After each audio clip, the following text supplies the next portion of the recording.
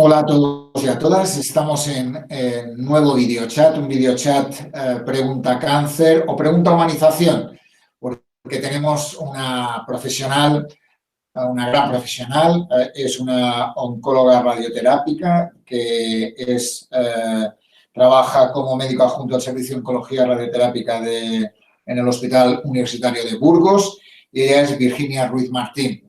Hola, Virginia. Hola, encantada. Pues ella es una gran profesional que conoce esta Escuela Andaluza de Salud Pública porque hace más o menos un año estuvo en el Congreso de Humanizada UCI aquí, y que ella es una profesional muy activa en el ámbito de la humanización. De hecho, acaba de montar una historia que es el grupo ONCOR, humanizando la oncohematología y radioterapia. Por eso decíamos pregunta humanización, porque ella también es una persona que tiene un papel muy importante en este ámbito, ¿no? Ella, además, quien quiera leer las cosas que ella escribe, ella es una persona muy activa en Twitter, con el Twitter Roengen66, que es su Twitter, su cuenta de Twitter. Y además tiene un blog que es un rayo de esperanza que divulga todo el tema de oncología radioterápica. Por tanto, cosas que seguro que quedarán en el tintero, cosas que no habrán salido, podrán leerlas en ese muy buen blog que tiene, en la cual explica muchas de las cosas alrededor de la radioterapia, de la oncología radioterápica, de todo el proceso de humanización en ese ámbito, y por tanto todo lo que podamos aprender de ella sobre este mundo. Por tanto, muchas gracias por estar aquí con nosotros y empezamos las preguntas, si te parece. Vale, perfecto. Gracias, Joan Carlos, por esa magnífica presentación. Pues un poco, en primer lugar, preguntaría, hay una pregunta que dice, ¿qué es la radioterapia? Y preguntan, ¿solo se utiliza en cáncer o también para otras enfermedades? Bueno, la radioterapia es una modalidad terapéutica que se utiliza para el tratamiento del cáncer y que puede ofrecerse sola o en compañía. Es decir, que podemos aplicarla después de una cirugía, después de una quimioterapia o combinando las tres, ¿no? Que son los tres pilares básicos del tratamiento del cáncer. También podemos aplicar la radioterapia en enfermedades benignas, es menos conocido, pero por ponerte un ejemplo gráfico, hace unos años Usain Bolt se hizo radioterapia en la planta del pie para una fascitis plantar, porque así no daba positivo en el control antidoping y podía correr, y se le quitaba su dolor de la fascitis, que es tan dolorosa. Por poner un ejemplo, hay muchísimos ejemplos que podríamos poner, pero no me quiero extender. Por tanto, si Usain Bolt lo ha utilizado, por tanto, lo podemos utilizar cualquiera de nosotros. Por tanto, tú has dicho una cosa que has dicho los pilares fundamentales en el tratamiento, y has hablado de quimioterapia, y por tanto de la cirugía. Y hay una pregunta que habla radioterapia, quimioterapia, tratamiento con pastillas, operándote, mejorando los hábitos de vida saludable. Pregunta, ¿cuál es el mejor de los tratamientos ante un cáncer? No hay un mejor tratamiento. El cáncer es un conjunto de enfermedades, no es uno solo. Quizá hay un concepto o un hilo conductor en todas estas enfermedades, que es la proliferación descontrolada de unas células. Y dependiendo de la localización, de la biología y de una serie de cosas que vamos conociendo cada vez más de los tumores, pues se decide normalmente en comités multidisciplinares cuál es la secuencia mejor para los tratamientos. Habitualmente, pues en la mayoría de los tumores suele ser la cirugía, pero otras veces hay que poner primero la radioterapia en combinación o no con la quimioterapia y después operar. Depende mucho de la localización anatómica y de la biología de cada tumor. No hay un tratamiento mágico y único. La fuerza está en la unión de todas las terapias posibles, ¿no? Claro. Por tanto, en este caso, cada cáncer, cada tipo de cáncer requiere un tratamiento diferente en ese sentido, ¿no? Y en algunos casos... Incluso un cáncer de mama tiene un comportamiento distinto en una mujer que en otro, porque conocemos su biología molecular y su comportamiento, y no es lo mismo en una mujer, por ejemplo, antes de la menopausia que después de la menopausia, que tenga una serie de características fenotípicas determinadas, es decir, su ADN como es, eso va a conferir un tratamiento distinto. Entonces, incluso dentro de un propio tumor puede haber diversas modalidades terapéuticas. Hay una pregunta que dice si hay diferentes tipos de radioterapia. Hemos hablado de diferentes tipos de tratamientos para abordar ese conjunto de patologías que es el cáncer, esa proliferación de células. ¿Hay diferentes tipos de radioterapia? Sí, básicamente hay dos tipos de radioterapia. La radioterapia la podemos aplicar desde fuera, con los famosos aceleradores lineales. Desde fuera, pues una radiación se focaliza en la zona del tumor o los ganglios adyacentes, o bien podemos aprovechar, eso se llama radioterapia externa o teleterapia, o bien podemos aprovechar una cavidad o un determinado tejido para directamente allí poner un elemento radiactivo. Por ejemplo, en cáncer de próstata se pueden colocar las famosas semillas radiactivas, que es la braquiterapia prostática en el cáncer de próstata. Y en ginecología, pues se utiliza también, utilizando, dijéramos, el canal natural de la vagina para llegar al tumor de cuello de útero o del propio útero, ¿no? Y bueno, pues son las dos formas. ¿Ventajas de uno y otro? Bueno, pues la ventaja de la braquiterapia es que vas directamente al tumor, es una técnica quirúrgica, y lo otro pues lo aplicas desde fuera y bueno, pues tiene un proceso que es un poco complejo, que si quieres luego ya explicamos cómo va. Pero básicamente esas son las dos modalidades principales de radioterapia. Vale.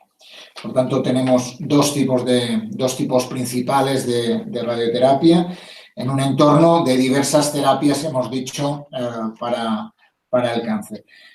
Hay una pregunta que yo creo que ya la has contestado en el sentido de que ¿por qué me dan radioterapia si ya he recibido quimioterapia? Pero podríamos insistir un poco en esa colaboración de tratamientos, ¿no? Diríamos, ¿no? Sí, básicamente cuando el tumor lo tenemos localizado, los tratamientos de elección suelen ser pues ir al foco del tumor, ¿no? Entonces, por ejemplo, si tenemos un tumor de mama, pues lo importante es la cirugía, la intervención, quitar el tumor y hacer un muestreo de los ganglios para ver si están o no afectados. Luego, una vez se analiza la pieza que se ha quitado en la intervención, se miden lo que se llaman los factores de riesgo. Esos factores de riesgo que miden, por un lado, miden la probabilidad de que ese tumor pueda hacer metástasis, o sea, pueda irse a otros órganos, o bien la probabilidad de que ese tumor pueda recaer en el mismo sitio donde se originó.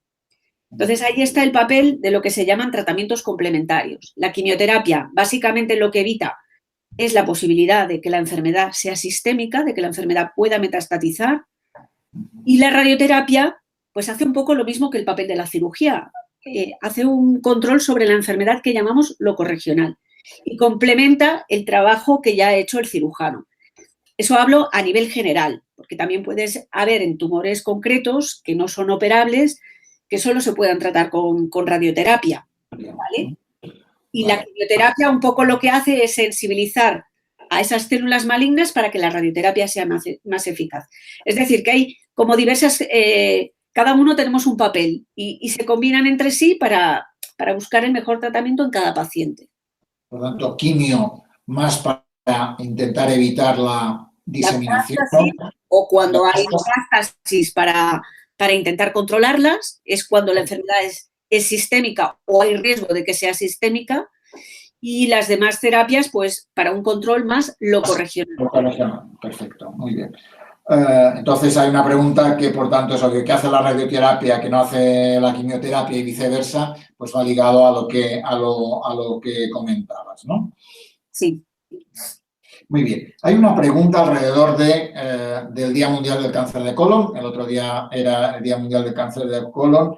Y preguntan cuál es el mejor de los tratamientos que se puede tomar. Y además dice, y si hay que llevar una bolsa, si hay que hacer una ostomía, ¿cuáles son los mejores consejos a seguir para una adecuada higiene? ¿Qué le podríamos comentar? Bueno, habitualmente el cáncer colorectal, el principal tratamiento o el primero que se suele utilizar es la cirugía. Sí, pero, por ejemplo, en los tumores de recto, eso se ha cambiado. No se hace de entrada la cirugía porque, dijéramos, está muy confinado a una zona y lo que se utiliza para tumores que son a partir de un determinado tamaño, una combinación de quimio y radioterapia que se llama preoperatoria. ¿Por qué? Porque muchas veces podemos hacer que la cirugía sea más pequeña y que la cirugía sea mejor. O sea, se ha visto que esa secuencia de tratamientos es mejor. Pero la cirugía en la ecuación siempre está.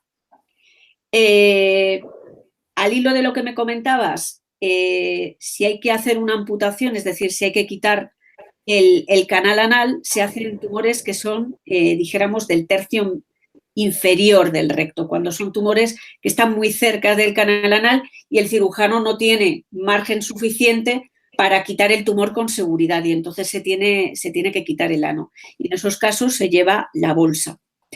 Los cuidados de la bolsa, bueno, pues eso es una cosa también un poco personalizada. Hay enfermeras en cirugía que dependiendo del paciente y de la situación de la ostomía, pues recomiendan unas bolsas u otras. Yo no soy una gran conocedora del tema, seguro que habrá enfermeras que lo conocen mejor que yo. Pero bueno, en el mercado hay múltiples dispositivos para ese tema. Incluso creo que hay una especie de obturador, que es casi como un esparadrapo y un Tampax, sería como un tapón, que te permite en verano pues no tener que llevar bolsa. Entonces te haces primero una irrigación, dejas unos días descansar el intestino, te colocas el tapón y puedes hacer una vida normal sin bolsa. Y bueno, ya hay distintas posibilidades, pero esto seguro que habrá alguna enfermera a lo mejor aquí en el chat que puede contestar mejor que yo. Pues también le recomendamos que en la web de la Escuela de Pacientes hay una guía de ostomías que también puede serle útil si quiere profundizar en una guía hecha entre la Asociación de Pacientes Ostomizados y los profesionales del Hospital Clínico San Cecilio. Por tanto, también podría añadir algún elemento sobre eso. Hay una persona que dice: a mí me han diagnosticado un cáncer y me tienen que dar radioterapia que va a empezar la semana que viene. ¿Cómo me van a dar el tratamiento? ¿Tengo que estar preocupado? ¿Me puede afectar la piel? Sobre la piel hay otras preguntas que hay varias preguntas que hemos recibido, pero ¿qué le podemos decir a esta persona que no dice de qué es el cáncer, pero qué consejo le puedes dar? Sí. Bueno, así en términos generales, voy a explicar un poco cómo es el proceso de radioterapia porque no es muy, muy conocido. Nosotros, en primera instancia, lo que hacemos, normalmente los pacientes han sido discutidos en un comité, es decir, nosotros ya conocemos a ese paciente porque otro colega nos ha comentado pues, su situación clínica. Entonces, nosotros le citamos en una primera consulta y allí le explicamos por qué le tenemos que dar radioterapia y cuál va a ser el proceso. Habitualmente, si está indicada la radioterapia en ese caso, porque nosotros previamente tenemos que estudiar el caso clínico, emplazamos al paciente a lo que se llama una simulación. O sea, antes de hacer el tratamiento no colocamos al paciente directamente en el acelerador, sino que antes tenemos que hacer una simulación. Esa simulación consiste en hacer un escáner, un TAC, en las mismas condiciones en las que se va a tratar, ¿vale? Tiene unas características ese TAC que tenemos en el servicio de radioterapia, que es muy similar a un TAC de radiodiagnóstico, pero bueno, pues tiene una serie de características técnicas que empleamos nosotros para diseñar los tratamientos.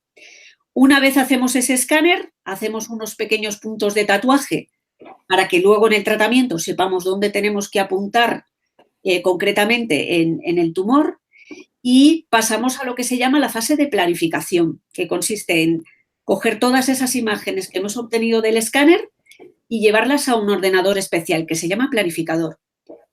En el planificador, ¿qué es lo que hacemos? Los radiooncólogos, pues hacemos nuestra receta de radioterapia, que consiste en ir corte a corte de ese escáner que hemos hecho, de ese TAC, y definir exactamente las dosis de radiación que cada zona debe recibir. Es decir, nosotros conocemos la historia natural de la enfermedad y tratamos tanto el tumor como hacia los ganglios, hacia donde sabemos que va la enfermedad. Y luego también ponemos una limitación de dosis en todos los tejidos sanos que hay alrededor. ¿Para qué? Para hacer el menos daño posible. Una vez tenemos hecha esa hoja de ruta o esa receta de lo que es la radioterapia, pasamos ese plan a unos compañeros que son radiofísicos, que vienen a hacer un poco el papel de lo que haría el farmacéutico en la medicina convencional. Y ellos son los que hacen lo que yo llamo el corte y confección, hacen el diseño personalizado de la radioterapia de cada paciente. Una vez está hecho el diseño, ellos buscan la mejor forma de distribución de los haces de radiación, yo le doy el visto bueno y ya podemos empezar el tratamiento. El primer día se hacen una serie de comprobaciones para ver que lo que hemos simulado coincide con lo tratado y entonces ya sigue sus sesiones. Habitualmente los tratamientos, pues dependiendo un poco del tumor y de una serie de características, pues vienen a durar entre 2 y 5 o 6 semanas. Y ese es un poco el planteamiento. Cosas que pueden notar los pacientes, pues dependen un poco de la zona donde vayamos a tratar. Hemos de pensar que la radioterapia es un tratamiento local y, por lo tanto, los efectos van a ser en la zona donde nosotros vayamos a tratar. Efectos generales también produce normalmente cansancio y produce como una cierta sensación de que me faltan las pilas, de apatía. Y dependiendo un poco de la zona, pues puede afectar la piel o no, se pueden tener diarreas o no, se pueden tener molestias en la garganta o no. Todo depende un poco de la zona. Tendríamos que hablar de cada zona anatómica para decir los distintos efectos secundarios, pero sería alargar mucho el tema. Entonces, los síntomas que va a notar van a ser en la cercanía de donde está alojado el tumor. Allí van a ser todos los efectos que son transitorios, ocurren durante el tratamiento. Luego, una vez acabado el tratamiento, habitualmente desaparecen. Muy bien. Por tanto, yo creo que has explicado fantásticamente qué es el proceso que seguís, esa hoja de ruta, cómo lo que hacéis primero vosotros, un radiofísico busca cuál es la fórmula, ¿no?, exacta para hacer, la comprobáis, la veis cuando empieza a ver hasta qué punto el plan con la realidad se ajusta y a partir de ahí se sigue, ¿no?, y se está pendiente de los efectos secundarios que sean los mínimos posibles, ¿no? Esa sería... Nosotros semanalmente vemos al paciente y comprobamos a ver cómo lo va tolerando, porque si hay que hacer algún ajuste, pues bueno, pues se hace o el tratamiento de soporte que necesite. El radiooncólogo siempre estará ahí, o la enfermera. Por tanto, ya has explicado mucho algunas de las preguntas, qué efectos secundarios tiene la radioterapia. De alguna forma has dicho ese cansancio, ¿no?, esa sensación de que puede afectar también alguna cuestión más cercana a la piel o una diarrea, ¿no?, que decías antes como posibles efectos secundarios, ¿no? Sí. Quiero puntualizar que la piel actualmente con los aceleradores lineales se afecta poco. Eso cuando estaban las famosas bombas de cobalto, pues debido a la energía de esas máquinas, pues se depositaba mucha dosis en la piel. O sea, tenía que penetrar la piel y muchos tejidos para llegar al tumor. Los aceleradores lineales son de alta energía y, por lo tanto, la cantidad de radiación recibida sobre la piel es relativamente pequeña. Entonces, ahora la mayoría de los pacientes sufren poco la piel, excepto en tumores de cabeza y cuello o en la mama, en el resto la piel se va a ver poco afectada. Por tanto, esa persona me dice, me han dicho que la radioterapia puede quemarme. Bueno, es un concepto general porque sí que produce un efecto biológico sobre la piel que se parece mucho a una quemadura solar. Pero bueno, cuando tenemos una quemadura solar se nos pone la piel roja, luego se nos pone morena, luego esa piel salta y nos quedamos tan panchos. Quiero decir que la piel se regenera con mucha facilidad. Muy bien, pues seguimos con las preguntas. Me voy a ir a una pregunta que ha llegado en Twitter. Es de una persona amiga amiga tuya, que es Miguel Ángel de la Cámara, que te da las gracias y dice que lo mejor en comunicación en radioterapia y muy probablemente en oncología eres tú. Por tanto, y eso. Y pregunta, ¿falta coordinación entre oncología médica y radiooncología? Bueno, nosotros estamos coordinados a través de los comités de tumores, pero bueno, todo es mejorable, por supuesto.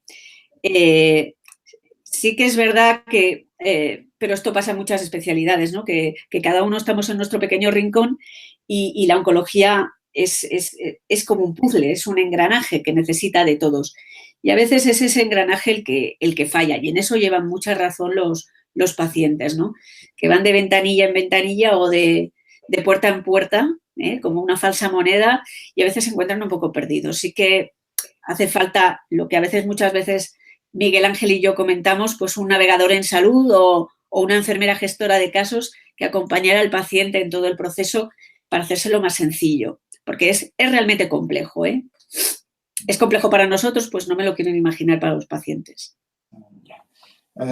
Hace una segunda pregunta, ya que estamos con él, te la hago. Es una pregunta que va más ligado a la pregunta humanización, ¿no? A ese otro hashtag que teníamos en este video chat de hoy. Y es, ¿cuánto afecta al profesional la obsolescencia en su trato al paciente?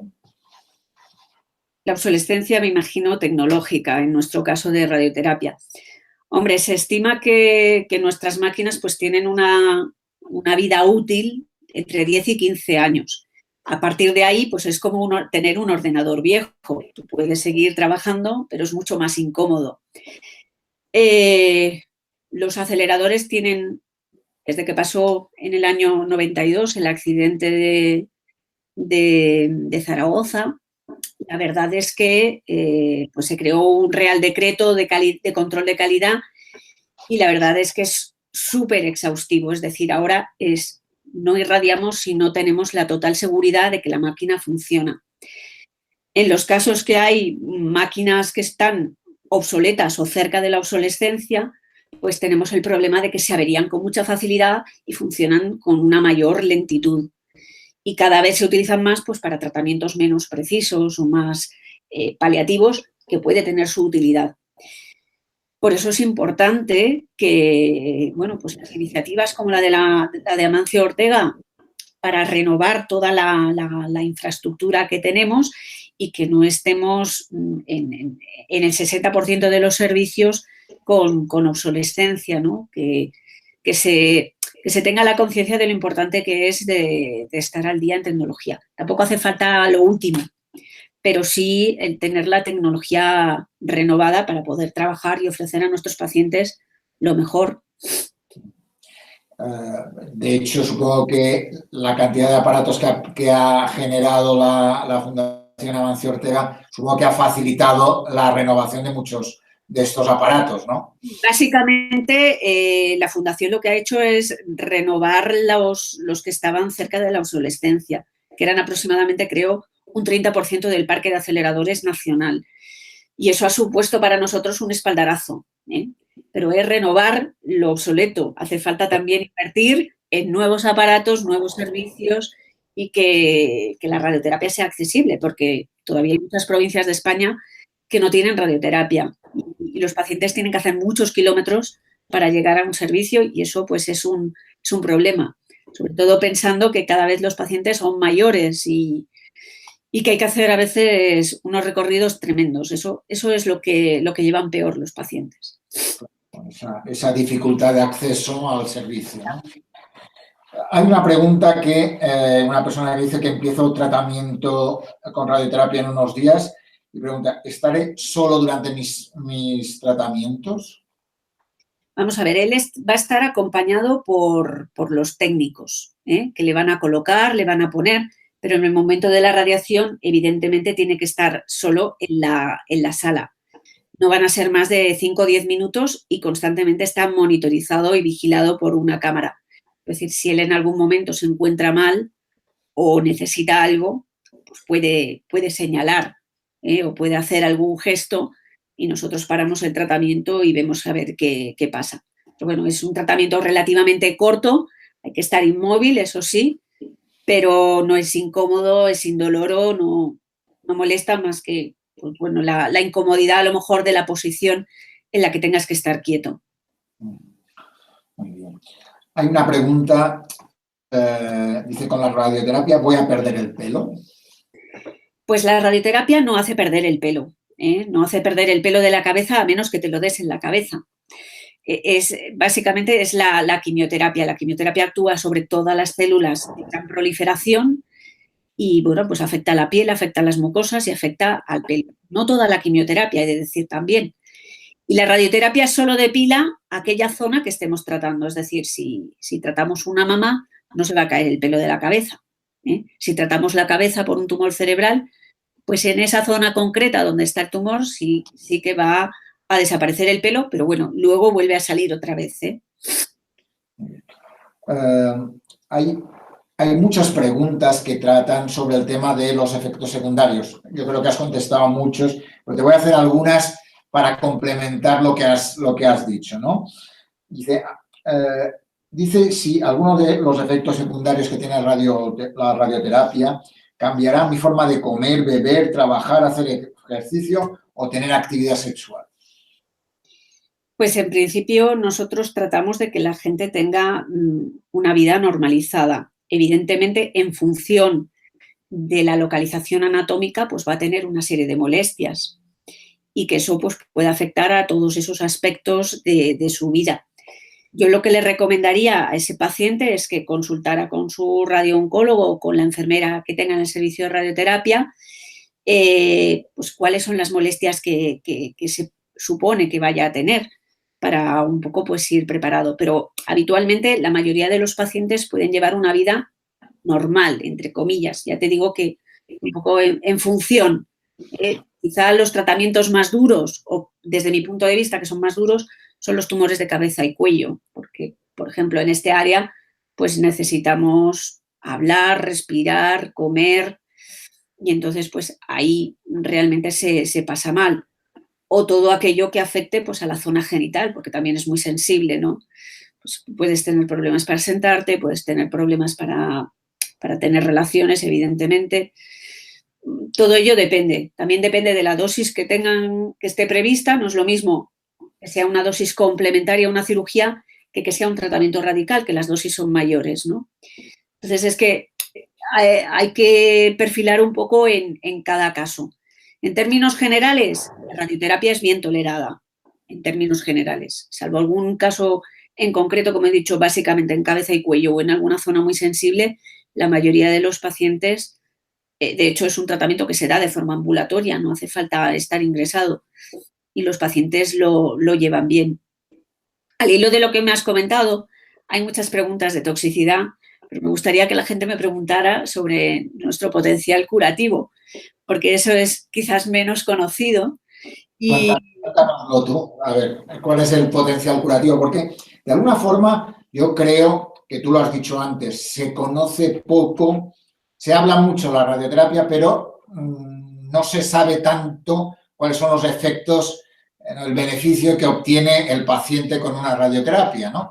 Dice, uy, qué bien, le han dado radioterapia y no ha faltado hacerle quimioterapia. Eso también lo oigo, ¿no? Que cuentan pacientes. Pero cuéntanos tú, ¿cuál es el gran beneficio, los beneficios en general de la radioterapia? Bueno, la radioterapia también ha sufrido un cambio tecnológico, pues igual que los ordenadores, porque nos hemos un poco beneficiado de esa revolución tecnológica en la que estamos inmersos. Y en 20 años yo empecé a trabajar de residente en el año 91 hasta ahora, pues la revolución ha sido bestial, ¿no? Hemos mejorado muchísimo. Entonces, esa idea que se tiene del paciente quemado, con mal estado, pues ha cambiado mucho. La mayoría, ya te digo, la mayoría de los pacientes pueden llevar una vida normal, o sea, pueden hacer sus actividades básicas de la vida diaria con total normalidad. Igual sí pueden estar un poquito más cansados, pero se echan una siesta y el resto del día llevan una vida normal. Con toda esta revolución técnica, ¿qué hemos conseguido? pues reducir mucho los campos de radiación, ser mucho más concretos y también conservar muchos órganos.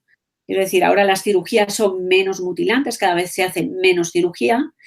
La radioterapia es cada vez como más pequeña, más concreta, y también la quimioterapia pues ha sufrido toda una serie de ventajas en cuanto a que se tolera mucho mejor.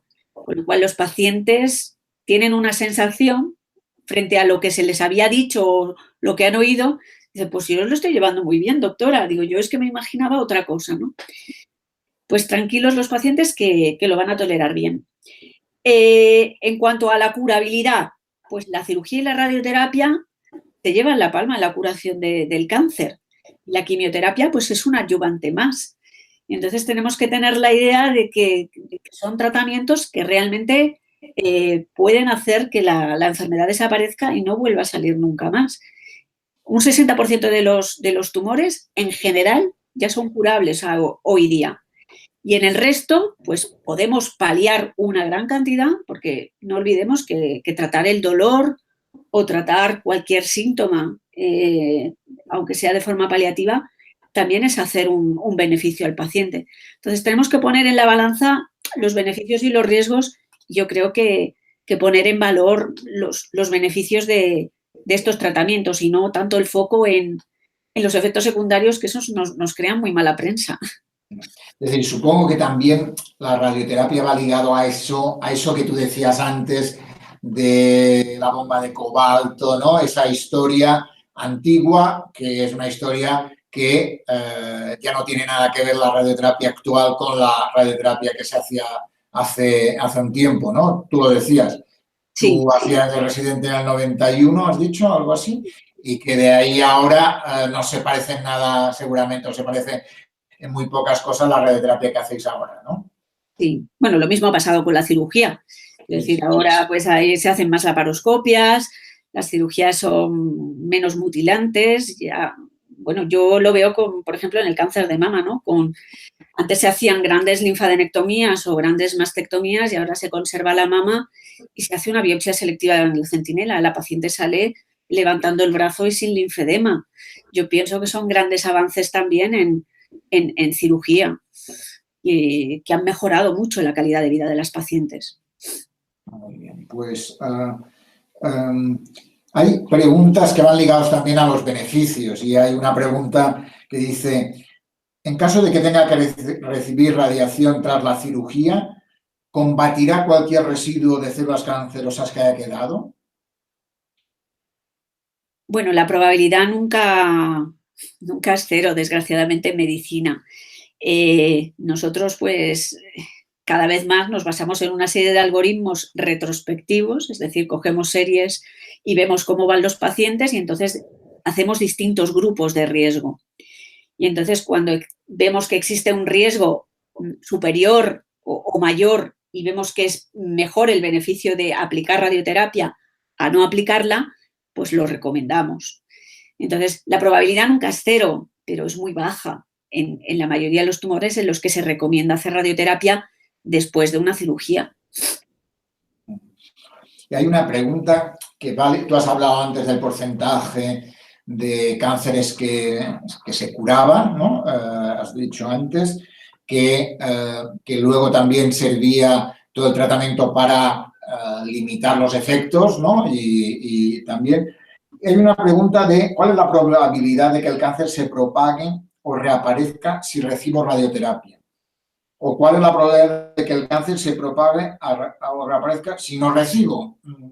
Por tanto que de alguna forma es una pregunta un poco concreta de lo que tú antes decías de los efectos beneficiosos de la radioterapia o también de las otras terapias, ¿no? También preguntas sobre la cirugía, ¿no? En ese sentido. Bueno, básicamente, ya te digo que la radioterapia es un tratamiento locorregional, básicamente. También puede tener un efecto sistémico, que bueno, eso si quieres ya lo hablamos más adelante. Entonces, si, por ejemplo, hemos hecho una cirugía, pero luego se ha visto en la anatomía patológica que los márgenes están muy cercanos, los márgenes del tumor, a lo que ha quitado el cirujano, o tiene un determinado grado de agresividad que indica que pueden haber quedado células, pues se indica hacer la radioterapia como forma preventiva para que la enfermedad no reaparezca. ¿Eso significa que la enfermedad no va a reaparecer? No, pero la probabilidad va a ser más baja que si no lo hiciéramos. Pero nosotros controlamos enfermedad locorregional. A veces la enfermedad se escapa porque han habido células que han ido a través del torrente sanguíneo y se han quedado dormidas en el cerebro, en el pulmón, en el hueso, hacen las famosas metástasis. Entonces, ahí sí que nosotros no podemos ejercer, a menos que sea, ahora se habla mucho de lo que es la enfermedad oligometastásica o con poca carga tumoral metastásica, que sí que podemos tratar de forma radical en esas zonas concretas para disminuir esos clones celulares y mejorar la supervivencia de los pacientes. Pero esto es un concepto bastante novedoso, ¿no? De que la radioterapia también en enfermedad sistémica, en enfermedad metastásica, puede tener un papel, no diremos curativo, pero sí de controlar mejor la enfermedad. Hay una pregunta un poco en esta misma línea. ¿Detendrá la radioterapia la propagación del cáncer o eliminará o reducirá el tumor? O otra pregunta, ¿cómo sabemos si la radioterapia está funcionando? Bueno, la radioterapia a veces hay que darle un tiempo, porque, dijéramos, no es lo mismo que tomarte una medicación que biológicamente, pues a los pocos minutos o a las horas te hace efecto. La radioterapia tiene un efecto biológico que tarda, necesita un tiempo y es acumulativo, por eso se da así en forma de sesiones. Con lo cual también los efectos secundarios agudos, los que aparecen durante el tratamiento o poco después del tratamiento, necesitan un tiempo para eliminarse.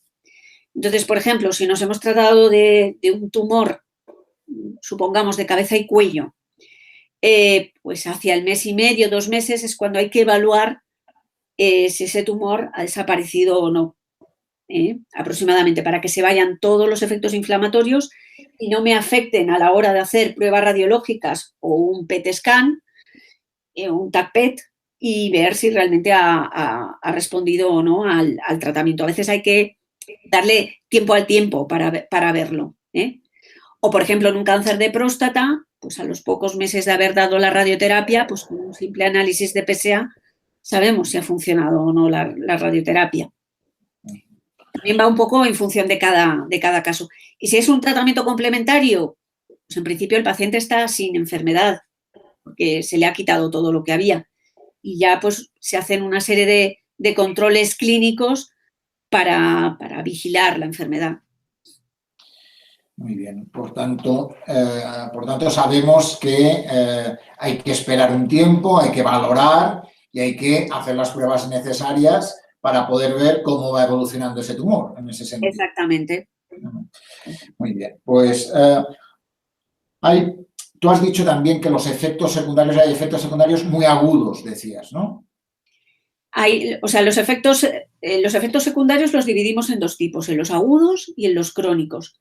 Los agudos son los que aparecen durante la radioterapia, que más o menos suelen aparecer durante el ecuador o al finalizar la radioterapia. Y ya te digo, podéis consultarlo en una sección que tengo en mi blog que se llama 50 sombras del Grey, que hablo de todos los efectos secundarios por localizaciones anatómicas, y ahí veréis los distintos tratamientos.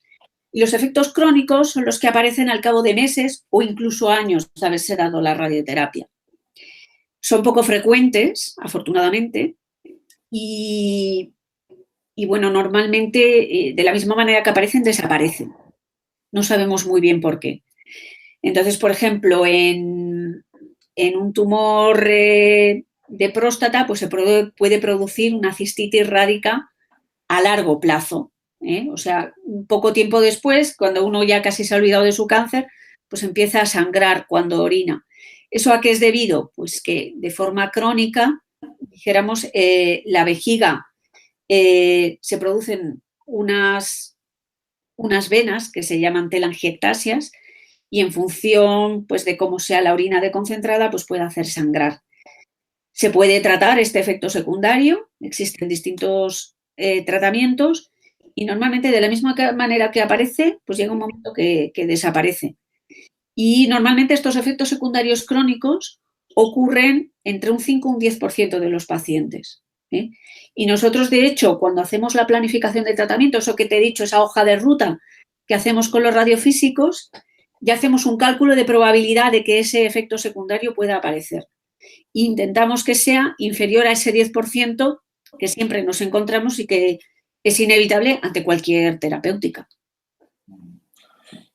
Pues hay algunas preguntas sobre braquiterapia y ya has hablado antes de las semillas de la próstata también, ¿no? Que las semillas radiactivas y hay una pregunta que dice, ¿qué cánceres se tratan con braquiterapia? Que has comentado antes cuando os hablabas de los dos tipos de radioterapia, has hablado de ello.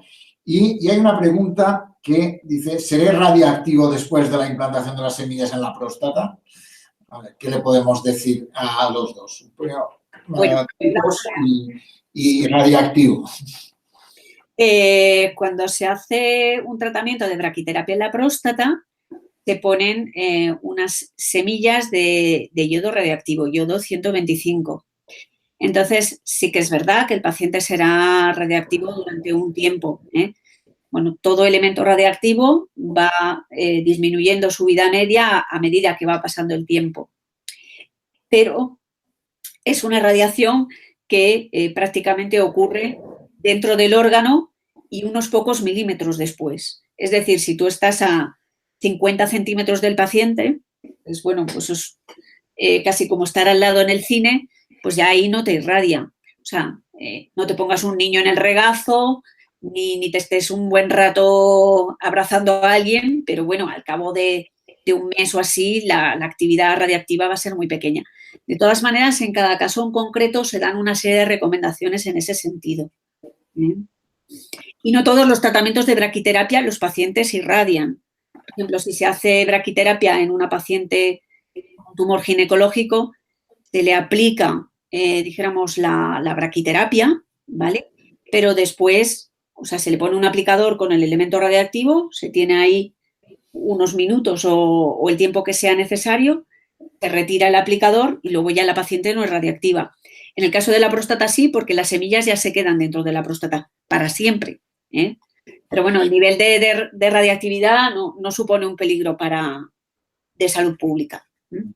¿Y los tipos de cáncer de braquiterapia serían los ginecológicos y los de próstata? ¿O? También hay, pues se puede hacer en labio, se puede hacer en la lengua, se puede hacer en un bronquio, se puede hacer en el esófago, en cualquier cavidad. También se puede hacer en la mama, está más en desuso. Braquiterapia prácticamente se puede hacer en cualquier lugar. Simplemente necesitas, dijéramos, tener un radioquirófano y colocarlo pues, con hilos, con semillas, con tubos plásticos y elementos radiactivos según la localización anatómica. Hay radioterapeutas que están especializados en braquiterapia. Yo, por ejemplo, no hago braquiterapia, solo me dedico a la externa y cuando necesito braquiterapia, pues lo derivo a un compañero que se dedica a ello. Muy bien. Hay algunas preguntas. Antes decíamos que había preguntas sobre la piel y hay un bloque de preguntas que hay una de cómo lucirá mi piel después de los tratamientos con radiación, cómo debo cuidarla, cuándo puedo aplicarme lociones o cremas, tendré úlceras cutáneas, cómo debo tratarlas, puedo quitarme las marcas en la piel que tengo, me dolerá la piel, puedo tomar el sol, debo usar protector solar. Muchas preguntas sobre la piel, que es un tema que preocupa por lo que hemos visto. Ha habido ya 3 o 4 preguntas al respecto, ¿no? Lo importante es que la piel esté hidratada, ¿vale? Entonces, durante el tratamiento ya le explicará a la enfermera o el propio médico las cremas, porque hay muchísimas en el mercado y tampoco me quiero extender, específicas para cada caso en concreto. Lo importante es que 2 horas antes de la radiación no se aplique crema. ¿Por qué? Porque se forma una película en la piel que puede hacer que todavía la piel se queme más. Entonces, es importante que la piel esté limpia y seca justo en el momento de la radiación. Y luego, justo después de la radiación, sí se puede aplicar crema y bueno, ya te digo, lo importante es la piel bien hidratada, ¿eh? Lo mismo que si vamos a tomar el sol. La piel, si está seca, está descamada o tiene algún problema crónico, pues va a sufrir más con el sol que si no lo tiene. Y normalmente ya se dan unas pautas durante el tratamiento de cómo aplicar las cremas y en qué cantidad y en qué combinación, porque a veces hay que dar cremas más hidratantes o cremas con un poquito de corticoide. Eso va a ir en función de cada caso. Las úlceras son rarísimas. Hoy en día, vamos, prácticamente no se da ese tipo de radiodermitis, que es así como se llama la afectación cutánea producida por la radiación. Y básicamente, luego la tonalidad de la piel, pues eso depende de la radiosensibilidad específica de cada paciente. Normalmente, con los aceleradores lineales casi ni se nota. O en los primeros 2 años, pues la piel un poquito más oscuro que tu piel normal.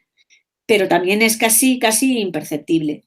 Y en algún caso, pues con una radiosensibilidad más acusada, pues igual está un tono más oscuro. Nosotros durante el primer año después de la radioterapia recomendamos no tomar el sol.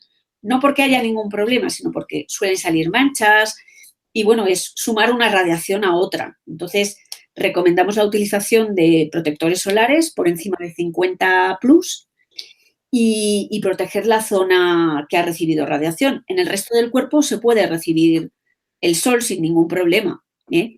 Pero bueno, como en cualquier paciente o en cualquier ciudadano de a pie, es mejor ir bien protegidos del sol y no abusar del sol en las horas centrales del día. Es decir, consejos generales para cualquier ciudadano también, ¿no? En ese sentido. Hay una pregunta que nos llega de Twitter. La hace José Antonio Cuenca, J. Cuecan, en Twitter, y dice que dice, gracias por vuestra aportación. Dice, una gran carga que lleva el paciente de cáncer es la soledad frente a la enfermedad. Y pregunta desde Zaragoza, ¿qué papel debe jugar la oncopsicología en las terapias oncológicas? Pues eso es un papel fundamental, ¿no? Que afortunadamente pues, nos apoya la Asociación Española contra el Cáncer, al menos en nuestro caso, que tiene una consulta de primer impacto y que, bueno, que por ejemplo en las unidades de patología mamaria, pues hay una psicooncóloga que va allí todas las semanas a ver a todas las pacientes recién operadas. Lo ideal sería tener un psicooncólogo, nada más conocer el diagnóstico, porque a veces les damos una tarjetita y los pacientes o las pacientes tienen que tener la voluntad de querer ir, ¿no? Y yo digo, pues lo mismo que ocurre en cualquier catástrofe, ¿no? Hay un accidente de autobús donde mueren un montón de personas, los primeros que van son los psicólogos. Pues esto que es una catástrofe personal, pues quien debería ir nada más saber el diagnóstico es un psicooncólogo, por lo menos para cribar si necesita apoyo o no, porque hay personas que es verdad que tienen una gran fortaleza personal y igual pues solo necesitan que les acompañen, ¿no? Pero la figura del psicooncólogo, sobre todo yo lo detecto en varones, los varones son más reacios a ir a la consulta de psicooncología, pues sería bueno tenerlo a pie de cabecera de todos los servicios oncológicos o diagnósticos, porque muchas veces el impacto de la noticia necesita de alguien que sepa cómo encauzar a ese paciente que acaba de recibir ese shock.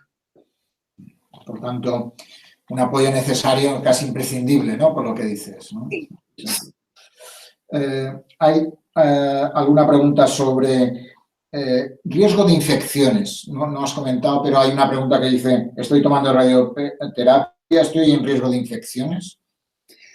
No más que la población general, a menos que esté también en quimioterapia. La quimioterapia es la que puede hacer bajar más las defensas, por el tipo de terapia sistémica que es.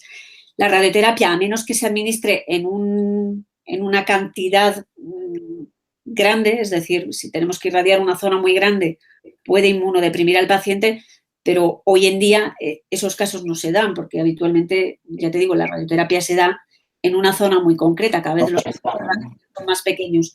Entonces, la probabilidad de infección, si no está inmunodeprimido debido a otras terapias, en principio no va a tener ningún problema.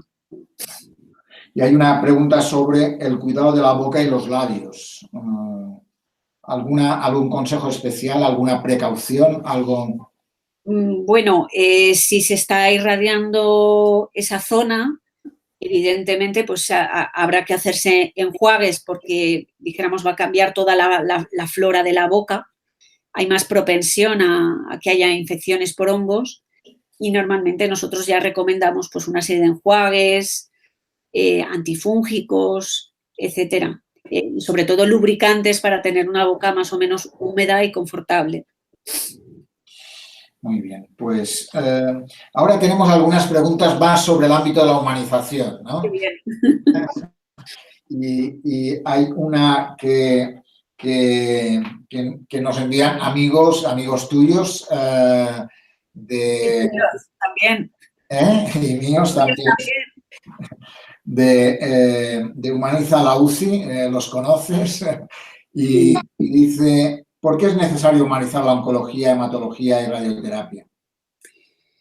Pues por la misma razón que hay que humanizar las UCIs, porque hemos avanzado mucho técnicamente, lo que os decía en estos últimos 20 años, tanto la oncología, la cirugía, la radioterapia, incluso los nuevos tratamientos de inmunoterapia, están suponiendo una gran revolución técnica. Pero en paralelo no hemos crecido en humanización, ¿no? Y como que esa vocación primaria que creo que tenemos todos los que nos dedicamos a esta profesión, pues poco a poco vamos perdiendo esas habilidades y nos vamos despersonalizando. Y en oncología también ocurre. Y además cada uno, como nos encerramos en nuestro pequeño mundo de taifas de cada especialidad, pues el paciente se siente un poco como desamparado. ¿Quién es mi médico de referente? Porque cada día va a haber un médico distinto y va a un servicio distinto y es un itinerario muy largo el que ha de hacer un paciente oncológico. Y entonces yo ahí veo que es fundamental la humanización, el que ese paciente no se sienta solo y se sienta acompañado y se sienta de alguna manera apoyado en todo su proceso, porque se siente muy perdido. Y tenemos que ser sensibles a esa problemática. Y un poco, pues bueno, pues yo creo que nos hemos hermanado con UCI, con UGES y con URGE, un poco porque hablamos el mismo idioma, ¿no? Percibimos los problemas muy parecidos dentro de nuestro ámbito. Hay, en ese sentido, una pregunta que habla de ONCOR y un poco, ¿qué queréis hacer en el futuro? ¿Qué pretendéis con ese movimiento? Aparte que tú has dicho que la idea de humanizar no solo es el tema de la radioterapia, la oncología, la hematología, ¿no? Sino que la idea es avanzar en un sistema sanitario más sensible, ¿no? En ese sentido, ¿no? Pero, en concreto, ONCOR, ¿qué cosas os planteáis hacer? Bueno, pues lo primero que queremos hacer es una revisión de la literatura, porque bien es verdad que desde los años 80, 90 para acá, pues hay poco publicado, al menos lo que yo he podido recoger. Y queremos primero saber dónde estamos, para saber hacia dónde vamos. Y luego, pues, establecer una serie de líneas estratégicas, tanto en comunicación como en coordinación entre nosotros, la atención al superviviente, los cuidados al final de la vida. Quiero decir, existen ya varias líneas en las que vamos a trabajar. Y esto, bueno, pues es un proyecto de mucha envergadura y que vamos a tener que trabajar poquito a poco, pero bueno, que estamos en ello. Y bueno, UCI ha conseguido en 4 años una barbaridad y nosotros pues acabamos de nacer y bueno, pues tenemos mucho trabajo por delante. Seguro que con tu empeño seguro que será un éxito.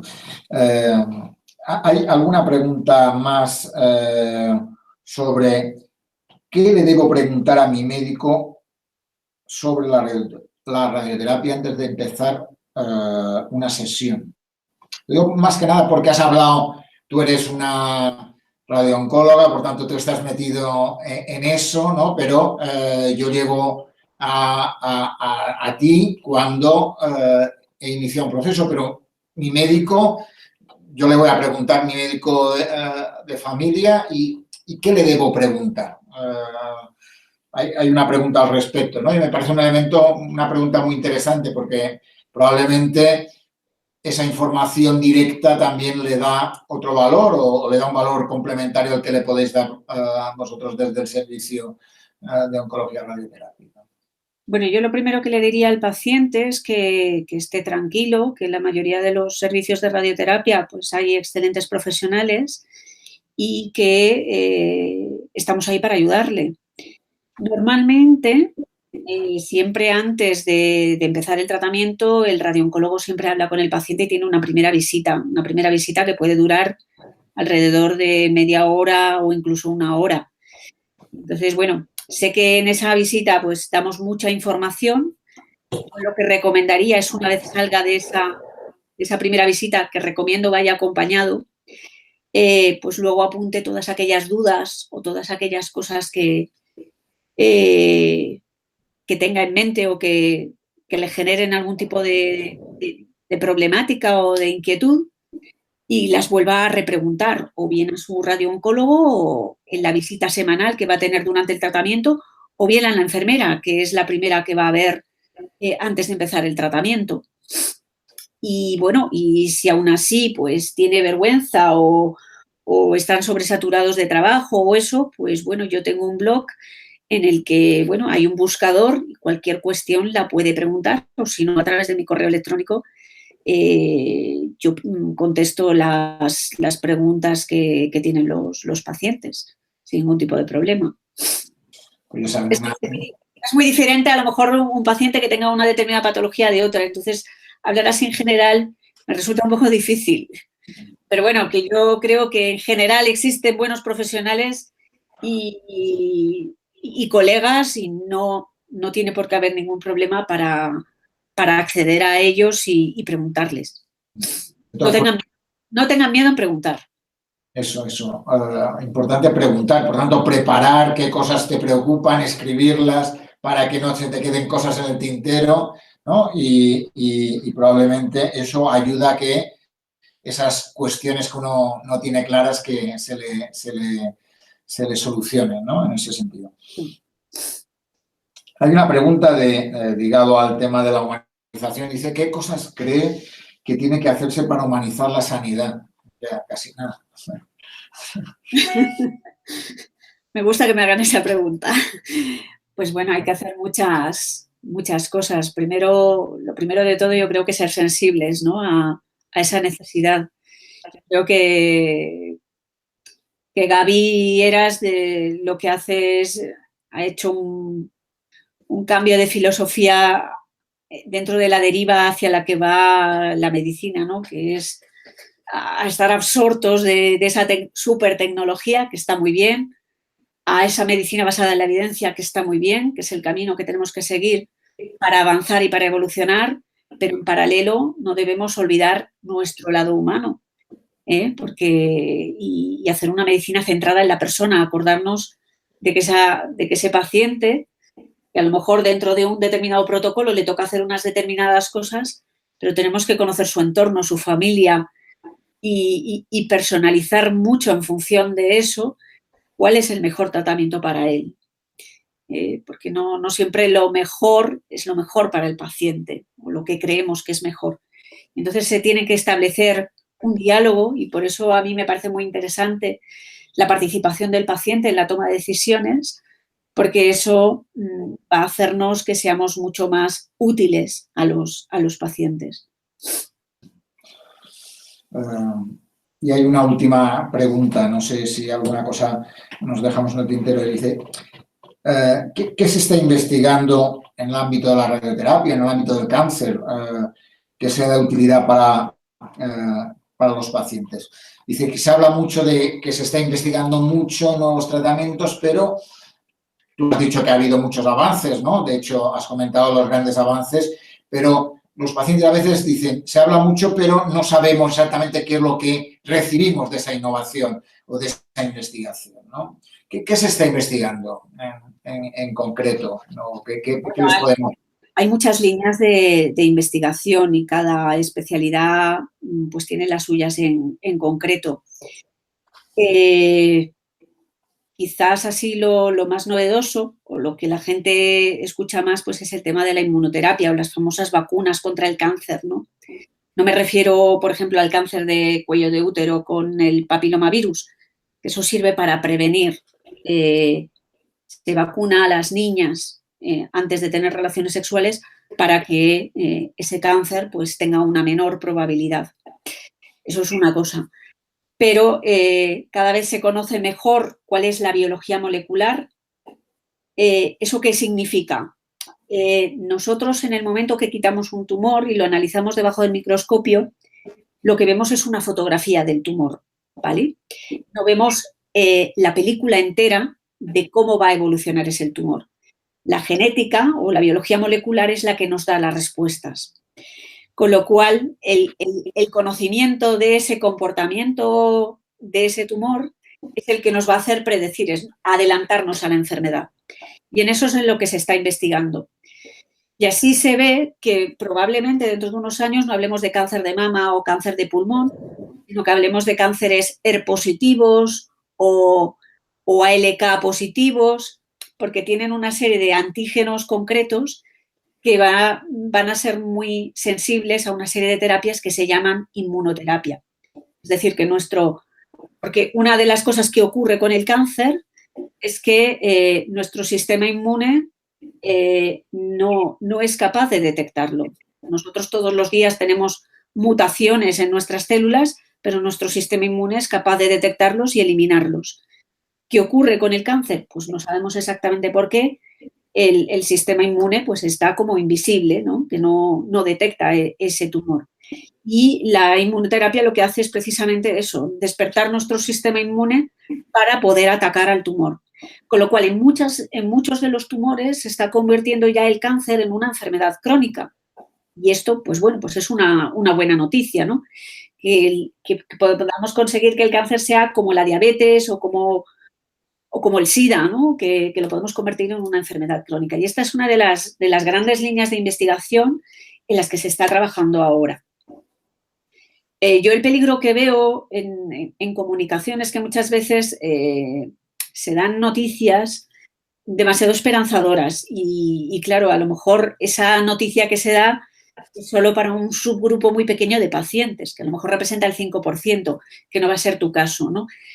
Cada vez personalizamos más, cada vez conocemos más y bueno, lo que hay que saber es que estamos en ese camino. Pues no sé si querrías añadir algo más. Llevamos ya algo más de una hora ya hablando. Algo que creas que vale la pena que sepan la gente que nos oye o que nos oirá, porque hay gente que nos está oyendo en directo, nos está siguiendo en Twitter y hay gente que nos va a ver durante los próximos meses. ¿Qué les podríamos decir? ¿Algo que añadir o algo para cerrar que quieras comentar? Bueno, pues como conclusión, que el cáncer no es una enfermedad, son muchas enfermedades, cada una con sus peculiaridades y que es básico el tratamiento que yo llamo interdisciplinar. No me gusta llamarlo multidisciplinar porque parece que cada disciplina vaya por libre, sino que es como un encaje de un puzzle en el que cada uno tiene un papel muy determinado y que la suma de todos es la que consigue el éxito. Y que confíen en los profesionales que estamos trabajando por hacer cada vez tratamientos mejores, más tolerados y menos mutilantes y que, bueno, que estamos en el camino de conseguir grandes éxitos. Ya no solo en el aspecto técnico, sino que también hay algunos que somos sensibles al aspecto humano, en el que creo que es una filosofía en la que tenemos que trabajar.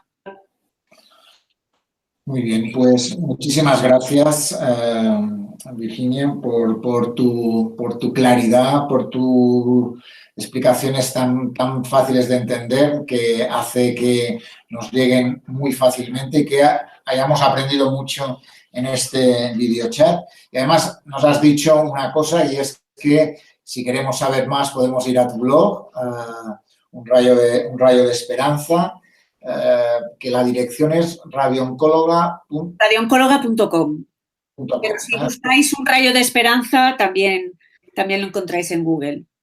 Pues es un excelente blog que divulga la oncología radioterápica, y es verdad que uno puede aprender mucho, puede complementar la información que tenga, puede buscar otra información o puede preguntar cosas que le apetezca saber y no ha podido preguntar o no ha preguntado, ¿no? Y por tanto, quien quiera, ahí tiene un espacio fantástico donde Virginia Ruiz, Roengen66,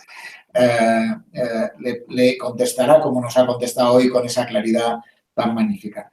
Muchas gracias por tu sapiencia, por tu claridad y por tu trabajo para humanizar no solo la sanidad, sino la oncología, la hematología, la radioterapia, porque tu trabajo es fantástico y mucho para seguir y estar cerca de ti. Un abrazo fuerte y muchas gracias. Muchas gracias por la invitación.